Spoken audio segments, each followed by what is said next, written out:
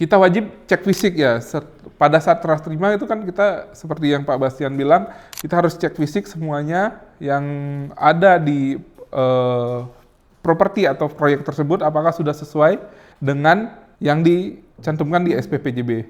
Apabila ada hal-hal yang misalkan minor-minor detail yang rusak, ada retak rambut, ada lampu yang mati, ada istilahnya stop kontak yang nggak nyala, itu kita klaim pada saat serah terima sebelum kita AJB ke notaris.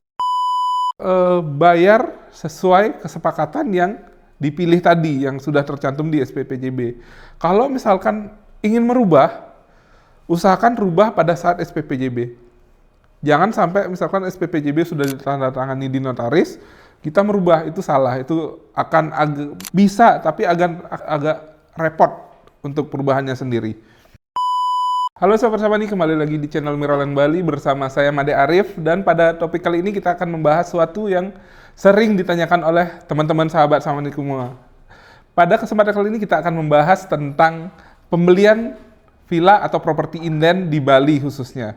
Bersama saya sudah ada satu narasumber yang sering sekali menangani customer untuk membeli villa inden di Bali, yaitu Bapak Bastian Surbakti, salah satu sales Miraland Bali yang sudah sering juga mendampingi customernya hingga ke proses pembelian villa inden sampai ke serah terima.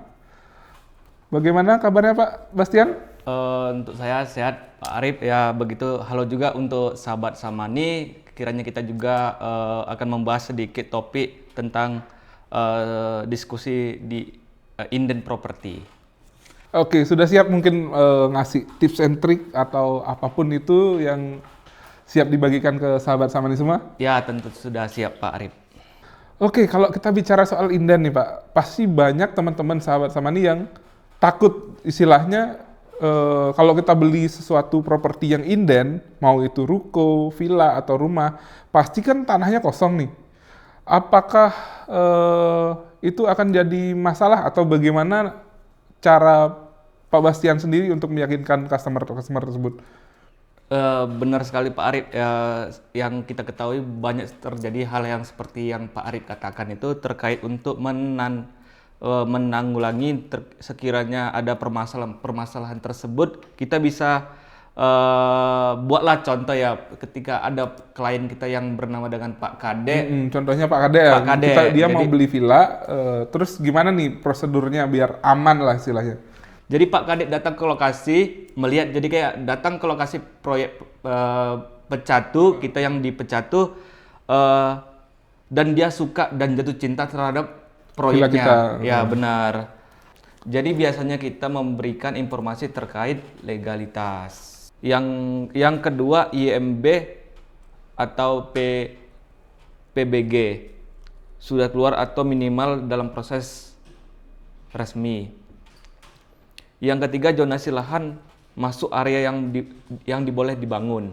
Istilahnya zonasi itu masih di lahan yang zonasinya kuning atau merah itu Pak ya, yang bukan zona hijau lah istilahnya ya. Aman untuk dibangun jangka panjang begitu ya. Oke, jadi sebelum lihat bangunannya berdiri atau belum, karena sudah pasti proyek inden itu pasti lahan kosong ya kebanyakan. Adapun yang sudah dibangun pasti udah punya orang gitu istilahnya. Berarti yang harus kita cek itu kertasnya lah istilahnya Pak ya. Benar Pak Arif. Jadi kalau kita melihat proyek legalitas yang sudah aman, barulah kita masuk ke tahap berikutnya. Oke, tahap berikutnya nih biasanya kan negosiasi ya. Untuk negosiasinya sendiri itu gimana Pak? Jadi yang biasanya kita bahas itu terkait dengan apakah harga sudah termasuk furniture. Yang kedua, pajak biaya notaris ditanggung siapa. Yang ketiga, target serah terima kapan. Oh, jadi jelas ya semua poin itu masuk ke SPPJB nantinya. Benar. SPPJB sendiri untuk teman-teman yang nggak tahu itu adalah surat perjanjian pengikatan jual beli. Istilahnya sebelum rumah kita dibangun, kita udah mempunyai SPPJB atau surat pemesanan itu, seperti itu. Di SPPJB-nya sendiri gimana Pak? Betul, di SPPJB kita tulis spesifikasi teknis. Secara detail, ukuran bangunan, jenis lantai, kualitas atap, sampai merek peralatan dapur, tujuan supaya nanti kita tidak ada perdebatan antara browser dan hasil akhir, Pak. Istilahnya sebetulnya bukan perdebatan antara brosur ya Pak ya, tapi hasil akhir klien itu agar sama dengan SPPJB-nya Iya, itu sendiri kita secara pakai. detail. Karena Benar. biasanya brosur kan cuman ilustrasi, oh kelihatan keren Iya. nih. Tapi yang termasuk apa aja, kan ada juga developer yang ini tidak termasuk, ini tidak termasuk, Benar, seperti itu. ya. Hanya dia menampilkan, cuman itu tidak termasuk. Tidak termasuk, Ternyata ya. opsional seperti itu. Benar. Oke, selanjutnya nih kita ngomongin soal sistem pembayaran nih. Untuk sistem pembayarannya sendiri, biasanya di Bali sendiri itu sistem pembayaran yang berlaku itu apa aja sih Pak? Jadi untuk di Bali kita biasanya memberikan sistem pembayaran seperti KPR Bank, cash bertahap, cash keras, dan yang terakhir cash bertahap sesuai progres. Oke, saya dengar juga mungkin KPR itu nggak semua developer bisa ya? Benar. Karena harus developer yang kayak bekerja sama dengan Bekerja sama dengan suatu dengan bank suatu tersebut. bank gitu. Seperti kita di Meraland kan kita bekerja sama dengan Bank Dengan Mandiri, Bank Mandiri. sehingga kita bisa menyediakan KPR untuk teman-teman di rumah seperti Ya. itu ya. Nah kan kita udah ngomongin soal sistem pembayaran nih. Sistem pembayarannya tuh ada cash bertahap, ada KPR dan segala macam. Mungkin ada beberapa teman-teman yang membeli secara cash bertahap nih. Apakah kita akan mendapatkan foto laporan atau update progres dari unit pembeli tersebut pada saat mereka sudah membeli lah istilahnya? Apakah kita ada nih Pak untuk update progresnya? Jadi ketika update progres itu bakalan dikirim suatu laporan pekerjaan di saat itulah Pak ya. Jadi kita dikirim sebagai owner, biasanya dikirim terkait untuk pembangunan apa yang sedang dikerjakan saat Yang itu. progresnya sudah sampai mana Benar. gitu, update-nya untuk di lapangan sendiri Iya, udah seperti benar. apa, seperti itu ya. Oke. Benar Pak. Barulah mungkin sesuai termin dia bayar ke developernya. Benar, Sesuai iya. dengan sistem pembayaran Sistem pembayaran yang diambil. yang diambil. Oke, untuk ini kan pasti teman-teman di rumah ada kekhawatiran lain ya. Misalkan kalau misalkan developernya telat bangun, bagaimana seperti itu? Gimana Pak menurut Pak? Biasanya di dalam SPPJB sudah tercantum pasal tentang sanksi atas keterlambatan pembayaran ataupun pembangunan. Setelah pembangunan selesai seperti spesifikasi, kita jadwalkan serah terima. Pembeli cek fisik unit, kalau sesuai baru lanjut ke AJB. Di notaris ada proses balik nama, sertifikat. Oke, kita simpulkan beberapa poin nih ya Pak Bastian ya untuk pembelian villa inden buat sahabat Samani yang mau beli villa inden di kita ataupun di tempat lain itu tidak masalah. Yang pertama itu yang penting kita ketahui legalitasnya sebelum tanda tangan terjadi. Istilahnya sebelum SPPJB teman-teman cek dulu apakah ada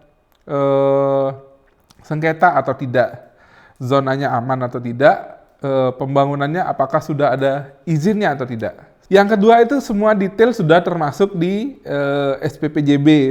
Istilahnya klausul-klausulnya sudah termasuk apakah ada pasal keterlambatan seperti tadi Pak Bastian bilang, spesifikasinya apakah sudah sesuai, dan terminnya apakah sudah sesuai juga seperti yang dipilih oleh customer itu sendiri atau teman-teman yang mau beli. Yang ketiga itu bayar sesuai kesepakatan yang dipilih tadi yang sudah tercantum di SPPJB. Kalau misalkan ingin merubah, usahakan rubah pada saat SPPJB. Jangan sampai misalkan SPPJB sudah ditandatangani di notaris, kita merubah, itu salah. Itu akan bisa, tapi akan agak repot untuk perubahannya sendiri. Untuk yang keempat, klausul sanksi itu wajib ada. Istilahnya untuk menjaga dari developer atau penjual dan juga dari pihak pembeli agar sama-sama bisa menyelesaikan kewajiban sesuai yang tertera di SPPJB tersebut. Yang kelima, kita wajib cek fisik ya. Pada saat serah terima itu kan kita seperti yang Pak Bastian bilang, kita harus cek fisik semuanya yang ada di properti atau proyek tersebut apakah sudah sesuai dengan yang dicantumkan di SPPJB. Apabila ada hal-hal yang misalkan minor-minor detail yang rusak, ada retak rambut, ada lampu yang mati, ada cas istilahnya stop kontak yang nggak nyala, itu kita klaim pada saat serah terima sebelum kita AJB ke notaris seperti itu. Jadi di Miraland sendiri itu kita garansi selama 6 bulan, setelah serah terima itu kita masih garansi untuk bangunannya itu sendiri. Kalau misalkan ada kerusakan, teman-teman bisa klaim langsung pada saat setelah AJB itu masih bisa klaim selama 6 bulan setelah serah terima tersebut. Kalau semua langkah ini diikuti, beli inden itu aman. Plus bangunan ini baru dan bisa request desain apa yang kita mau. Oke, mantap sekali ya. Terima kasih banyak Pak Bastian untuk sahabat Semani. Kalau misalkan mau lihat proyek inden yang lagi hot di Bali, klik link di deskripsi dan kunjungi website kita di www.miraland.id ataupun di WA yang sudah tertera di deskripsi. Terima kasih sudah menonton sampai akhir. Sampai jumpa di episode Samani News berikutnya.